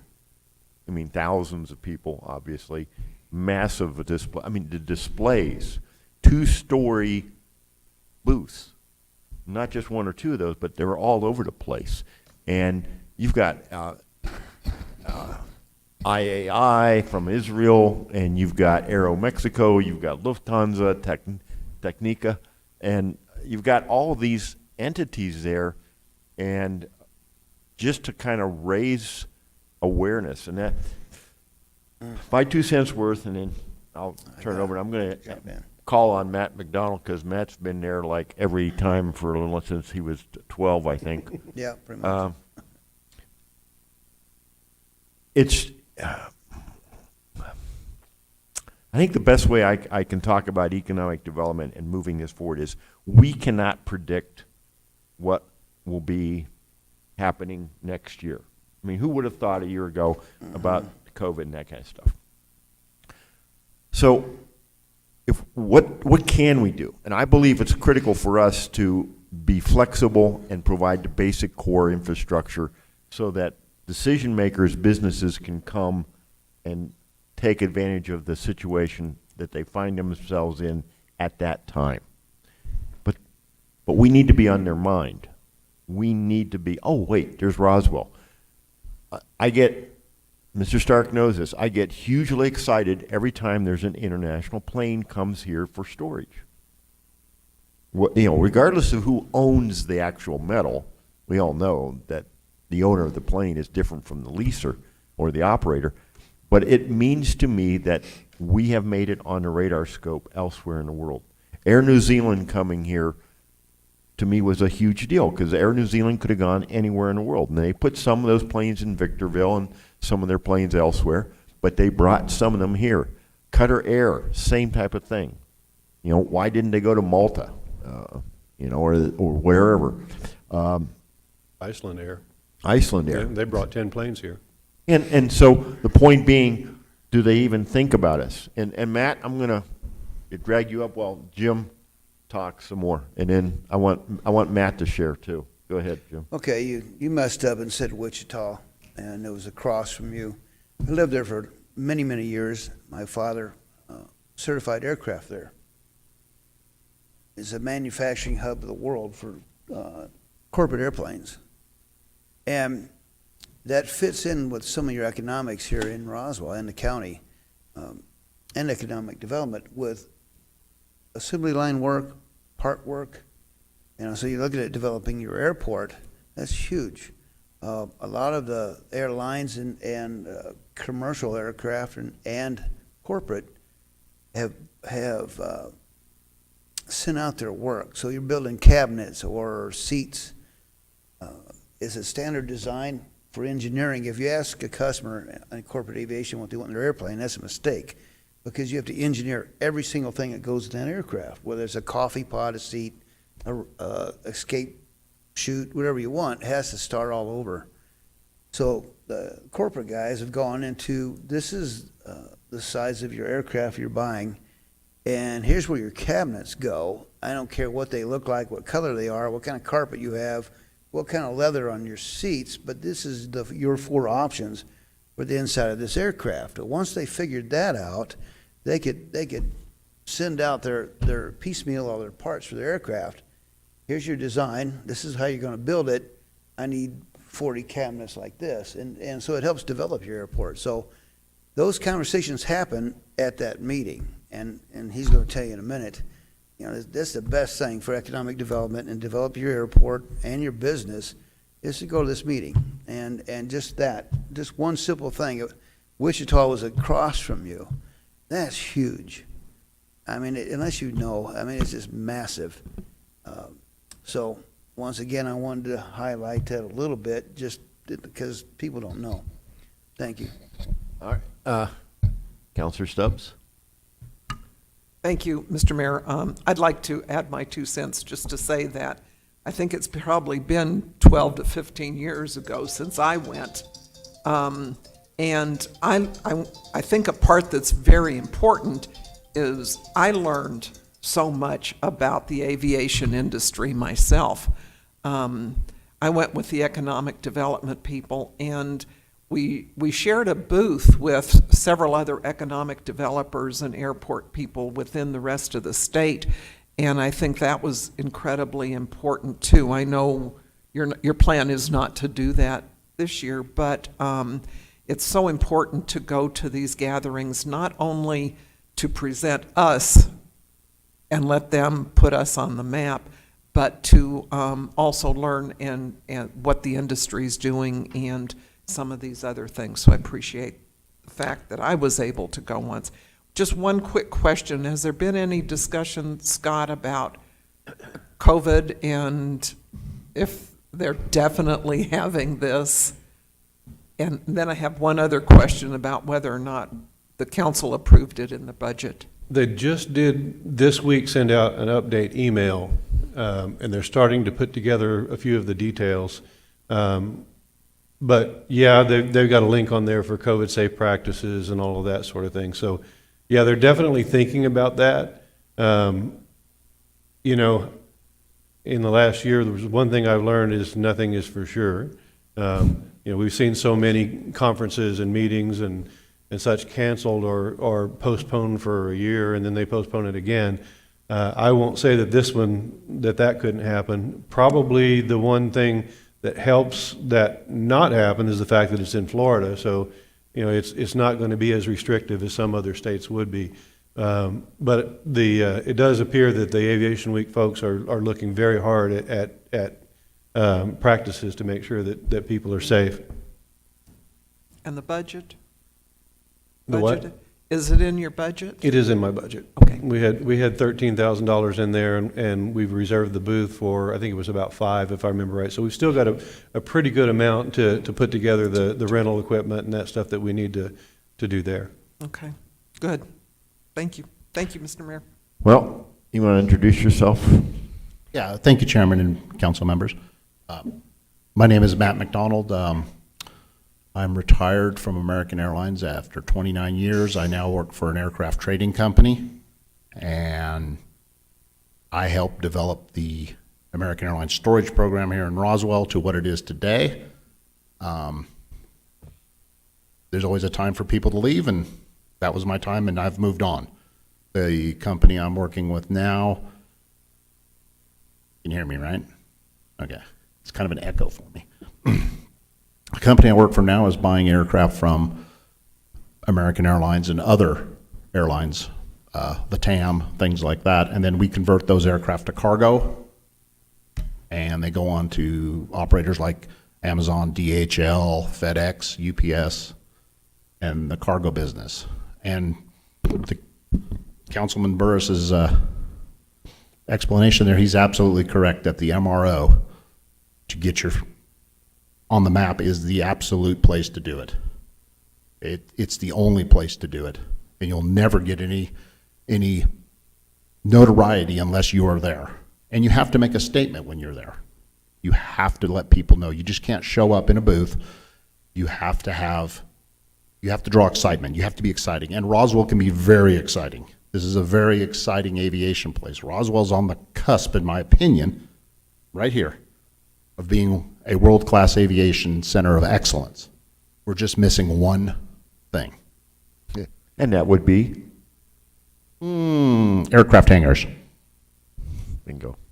So maybe to help the council understand, and Jim spoke a lot about this, but the aviation business is not a real estate business. They're not in business to buy, to build. They lease, they rent. They're tenants of, they're transient tenants. They go to where the space is. If you have the space, they will come. There's no doubt about it. Aircraft hangar space in the world right now is at a terrible shortage. And now with the pandemic and everything like that, all these aircraft are going to require a lot of maintenance to get back into service. And they will go back into service in time, whether it's passenger aircraft or cargo. The demand for aircraft on the cargo side is growing exponentially. The world has changed on how we do things. We now order and expect it delivered to our door. Well, that requires a lot more aircraft to move the material. And you guys are sitting on a piece of coal that doesn't take much more pressure to be a diamond. I mean, you're right there. You just, Ascent Aviation sees the value of this facility, and that's why they're willing to come. But they're kind of the exception to the rule when it comes to aircraft hangars, and maybe being in the real estate business. So to develop the airport, it's going to have to be kind of a community effort, and with that comes a lot of jobs, a lot of revenue. There's a lot of hotel stays, rental cars, restaurants. A lot of money is spent, and then after that, you get those MROs here. Then you're going to have the smaller shops will come in, and then there'll be demand for small buildings, retail, facilities that sell nuts, bolts, screws, washers, packings. Everything just goes tenfold with aviation. It draws so much business. When I was working in Tulsa, I did a study for a project called 2025 with the airline, and in that project we discovered that for every job created at American Airlines in Tulsa, within 1 year it created 13 jobs in the community. Due to with the pay of the mechanic and everything, you create a mechanic's jobs, 13 jobs are created, whether it's a restaurant, a car dealership, auto parts, movie theaters, on and on. 13 jobs. Well, Roswell, let's just say 6 jobs would be created in the community for every aviation job created. Pretty easy math to do. So if you create 100 jobs at the airport, you'll create 600 jobs in the community. 600 jobs means 600 more families, which means more infrastructure, maybe, more houses, homes. It's just amazing how fast. So, Jim, you look like you had a question. Yeah, I was just thinking about some of the things you said. You're converting into cargo. Do you see a need for more STCs for these other airplanes we got sitting around, and that would create more jobs also? Oh, yeah. The STCs are being developed as we speak in the industry. Why don't you explain what an STC is? It's a supplemental type certificate to an aircraft design. So if you're going to take a passenger aircraft, which was designed to fly passengers, and you're going to convert it to a cargo aircraft, you would need to have an STC approved by the FAA and the manufacturer to perform that modification to that aircraft. Absolutely. So when we do that, we talk about Roswell and certifying aircraft and having a non-grooved runway and all these types of things. That also goes into STCs. They have to be tested and approved by the FAA. Those are technical jobs, and then we got to cut the airplanes up and make them fit. So, what he's saying is just his comments are huge, converting airplanes into cargo. So, you go to these shows, and there are people there developing STCs. There's people there that want to sell you rivets. Everything's there. But I'm very excited about the fact that you are taking aircraft and turning them into cargo planes. And that's fantastic here in Roswell, and I just want to throw that out at you. So. Yeah, the cargo conversion takes a lot of manpower, and it takes a lot of space for a long time. It ties up a lot of hangar space. So it's hard to find places to do that due to the fact that nobody wants to tie an airplane up for 4 to 6 months having a cargo door in it. So the places that will do it, they got them stacked up, waiting to be converted. Aircraft are going to all over the world right now to places to be converted to find space. I'd rather see that work be brought back, maybe even right here locally, and it wouldn't take much. You want to talk about the plane you got being painted right now? Well, yeah, we brought an airplane that was converted in Mexico by an MRO down there into cargo. It's a 737-800. It will be flying for DHL. It's currently being painted in Dean Baldwin paint right now. So we had to take that airplane from its original location in the U.S. to Mexico to get it converted, and then fly it here to get it painted. And if we had the space to do it, guess what? It would have been a vertical airplane, conversion, paint, service. That's what you could do here right now. I mean, you have everything from the A&P school up. I mean, if you just look at all of the items that somebody would look at. Commercial air service, A&P school, you have a paint center, you have a big runway, a lot of space to park airplanes and store in between. The only thing we're missing is large hangars to do Okay. work. Any questions or comments? Anything else? Comments, questions? All right, Councilor Stubbs. I'm sorry, this is not my meeting, but I That's have to fine. tell you, I'm thinking about what Justin said, and I don't know if they're still on, but Justin said, planning is a living document depending on changing needs. And I remember this is almost 20 years ago now, but after 9/11 and we had all those planes parked out there, that was something I said. I said, gee, if we could bring in companies that can change these to cargo planes because they can't be used much longer for their original intent. And everyone told me there's no need. There's no interest in cargo. And so when you say a plan is fluid, that's exactly what you're talking about today. There certainly is. So things do change. Yeah, that was good forward thinking. I thought. Yeah, of but- course. And But no one listened. Well, yeah. No, but I mean, But it's true. And the fact that, nobody thought that a company like Amazon would ever develop True. in 2001. And True. Yeah. I remember when I was in high school, they said, hey, you got to learn computers. And I said, nobody's ever going to use those. Come on. Now look where we are. Everybody, what do we got in front of everybody? A computer. So you're right. That would have been a great time to get that moving, but some It was- people are short-sighted. And we have to think at the airport, in my opinion, is we don't need to think 4 to 8 years. We ought to think 50 to 100 years down the road for that Absolutely. community. Absolutely. We have to think for the next 5 generations to come, what are they going to do here? What's going to happen? What could develop? And not only aviation, but from aviation derives a lot of other. The drone industry is huge, and that's going to get bigger and bigger and bigger as we speak. And we could be a big drone repair facility even. I mean, just anything that flies should be repaired here, and everybody should say, hey, I need to fix it, let's take it to Roswell. Because we have everything in place. Other facilities I've been to them all. They don't have long runways, they're overcrowded, but one thing they do have, hangars. They got lots and lots of big hangars. All right, here's what I'd like to do with this. Bring it back next month. Is bring Ms. Jennings and the Public Affairs team with you, because they're part of this work on how we're going to present this. I'd like to suggest that you two think about coming to Orlando end of April. I've discussed this with the city manager, and so think about it. And I'm not looking for a commitment here, but kind of pencil it in on your calendar and think about this, and we figure out how we could do this. But I was thinking both of you would, this will work. All right? Just remember, it's only a 10 by 10 booth.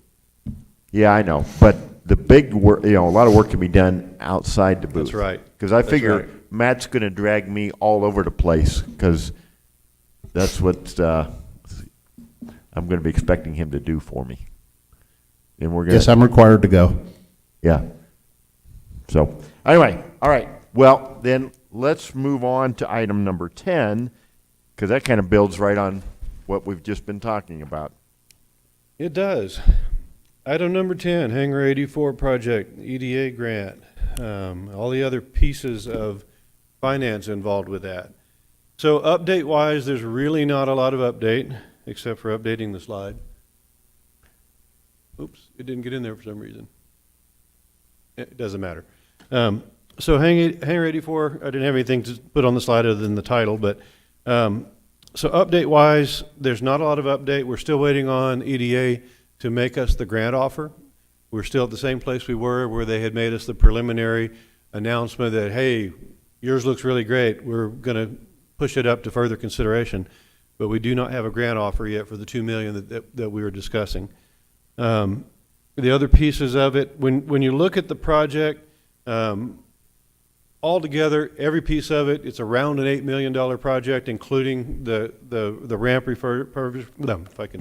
refurbishment that would be involved. The hangar project itself is roughly, with new fire suppression and possibly electrical in Hangar 84, is about 6.225 million. So if you look at those numbers and you take everything else that has been talked about to us, although I have no commitments yet, everyone is waiting until that EDA grant comes in before they will make a commitment to their pieces of it. But we have about 1.5 million of potential commitments from the state, from CAVU, and then from us as well. We have 1.25 in the UDAG that we could use for that. It leaves us about a $1.5 million gap. And so that's where our challenge is. I mean, those numbers are fluid. They're going to change depending on whether people actually commit or they don't. So we don't know exactly what that gap is. At this point, if you throw everything out that everybody's talked about because it's just air right now, we have a $3 million gap. So how do we fill that? I don't think we can talk about a specific number at this point because we don't have numbers of commitments yet. We're really still at zero. The one piece that is getting closer at this time is the FAA's piece of it as part of the MAP grant. I've had discussions with them in the last couple of weeks, and they're getting close to making an announcement. Now, since they're close to making an announcement, they can't make the announcement, but they're expressing excitement that they have something good that they want to tell us, like a kid waiting for Christmas. So I think that reading the tea leaves, I think we're going to get everything we asked for, really is what and again, I'm reading the tea leaves, but I believe we're going to get about 3.3 to 3.4 million in the MAP grant for this year, which will come in August, September, and it is for ramp improvements in that area. It will include the ramp area around where the teardown pad is now, right out in front of 84. So I think that piece, it still remains to be seen, but I don't think we really need to worry about that too much. It's really the rest on the building, on the vertical part of it, where we've got $1.5 million to $3 million gap we've got to fill. With that, I'll introduce Mr. Fuentes to come up and talk about ideas of where we might be able to fill program-wise with that money. Thank you, Scott. Mayor, members. So once we know what the gap is, obviously there's a lot of different instruments that we can look at, that we can reach out to be able to fill that gap. What the city has done in the past has obtained a loan through the New Mexico Finance Authority of the state. That's a fairly quick process, as well as we've done revenue bonds as well on specific enterprises. So those are some of the options.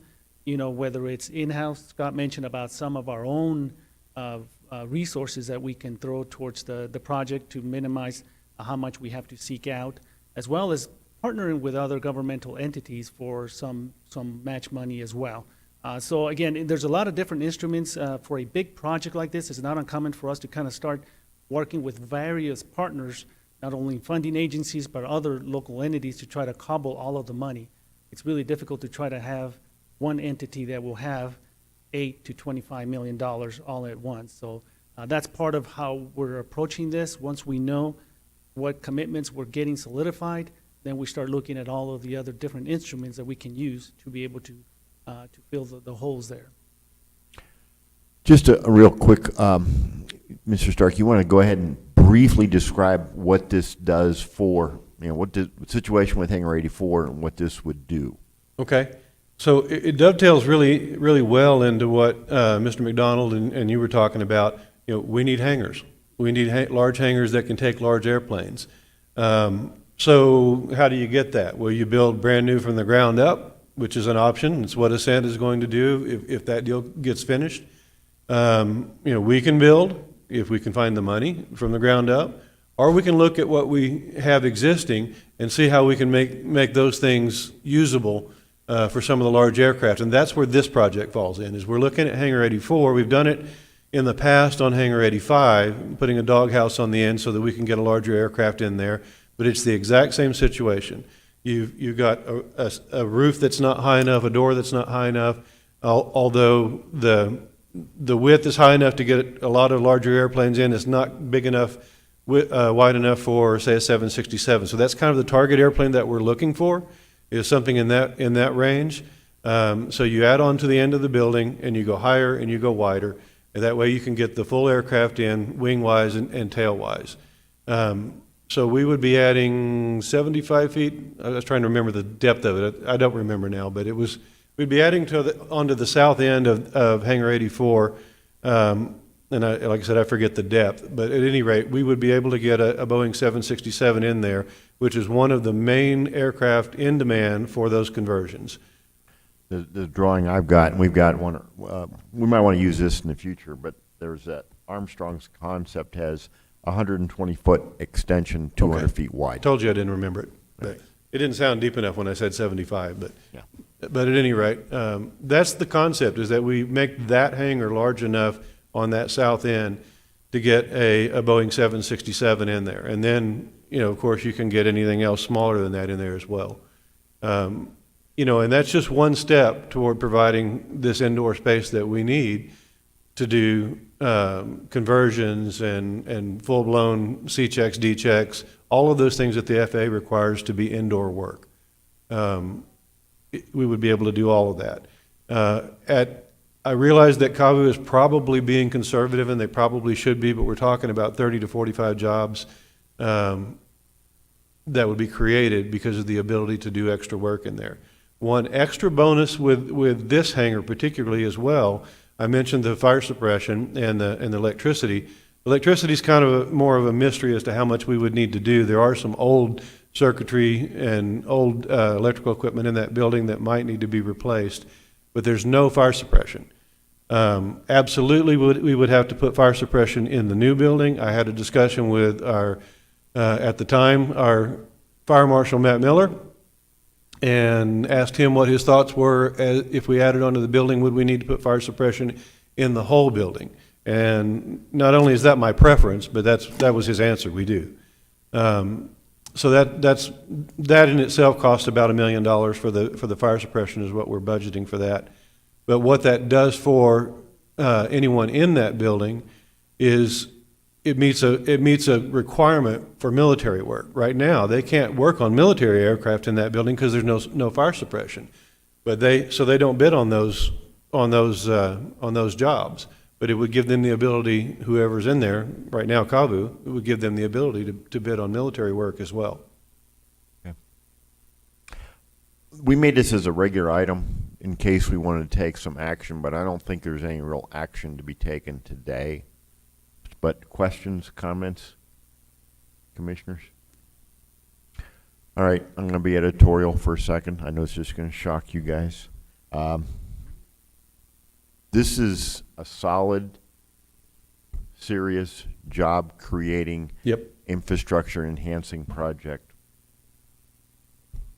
It's not a fantasy pipeline going to nowhere, and that's what's frustrating, because I see money being allocated to do, I don't know what's, when we've got real, solid projects here that, can help this community, and that's frustrating. I fear that those who can control the purse strings do not listen or talk to or hear the people that are involved with the industry here. So that's an editorial comment. I apologize. All right, I need to add something then to that point. You build the hangar, you extend it, and you can work on bigger airplanes. Understand when we do a capabilities list and they approve us to work on an airplane, there has to be a hangar somewhere available to put that hangar inside. Is that correct, Scott? Okay. So if we all stick together and we build a hangar and it's a little bit bigger with a couple letters to whoever is in charge, that means everybody at the airport can work on that size airplane. Now, if you've been to, everyone has flown into airports and wondered why in the world is everybody outside working on the airplane? Well, they've got a few inside. They do gear swings and have to have hydraulics and power carts, but there's a lot of things you can do on an airplane outside. Okay, so you keep cranking them through, right? Everybody wants to make some money, so we're gonna use every inch of space we have as a business. So we wanna work on airplanes outside and inside, right? We can return an airplane to flight outside. Okay, I gotta cut a hole in the side. Well, you know, depends. I can build something on the side of the airplane myself outside, or I can put it inside. But there has to be a hangar somewhere on the airport that will house that aircraft before I'm given a permission to work on it. Is that correct? Correct. So besides just helping this one hangar get a little larger, we're actually helping every single business at the airport. True? And I would say that's true of every time we add space where we can pull those larger airplanes in, whether it's a whole hangar or it's another doghouse. Every time we improve our airport's capability to handle that indoor work. Every time. Absolutely. And I've been a part of writing those letters for other people on the airport because we could fit their airplanes inside. I say, absolutely, I will help you. And it just takes a couple of minutes to draft a letter. But that just created jobs within a few minutes. So I thought I'd throw that out there because that's some of the behind the scenes things that people don't know. All right, thank you. All right. All right, anything else on this one? All right. We're going to talk about this again next month. Go ahead and, if you could, Scott, bring up the concept drawing that Armstrong has done for us, not today, but next month. Yeah, okay. Okay? Yep. So we're going to talk about Hangar 84, the MRO. We're going to talk about that water line project, find out what's going on with that. Anything else we want to, our normal stuff on the updates? All right. I'm sorry? Yeah, let's see if we can get air sale to come in here. Yes, I like that. Good point. Air sale. Bug them. Okay. You know, if nothing else, if they can get them to phone in from Coral Gables or wherever they're at. They just went through the final restructuring when they went public, right? Yeah, so earlier last year, they had worked, is this thing on? Yeah, it is. They had worked a deal with a special acquisition company, Monocle, is that right? Is that you remember the name of it? Something like that. I think that's correct. And so they were bought out by that company with the intention of reorganizing and going public. That deal was finalized sometime middle of December. I think about the 22nd, anyway, middle of December. And so they're now a public company. You too can buy stock in AirSale if you'd like to. It's ASLE is the symbol. And it's interesting watching it because I was curious how it would go. But it has, the stock price has gone up about 50% since they IPO'd. So wow. And there are some good write-ups out there about AirSale that they are the MRO stock to buy this year, which that's interesting too. Like glad to have them here if they're doing that well. But no, I think it's been a very positive thing for them. I'm sure it's been a great infusion of cash for the company so they can do whatever capital and asset improvements they need to do to further their efforts. But it's been interesting to just kind of watch them, at a distance and read what other people are writing about them. It's like, they're on my airport. That's nice. Okay. Anything else? We can always add stuff if you think about it. Any parting comments? We lost all of our public participants. Matt? I'm good. We got Matt anyway. Anything else? All right. I've got, by my 12:14, we are adjourned.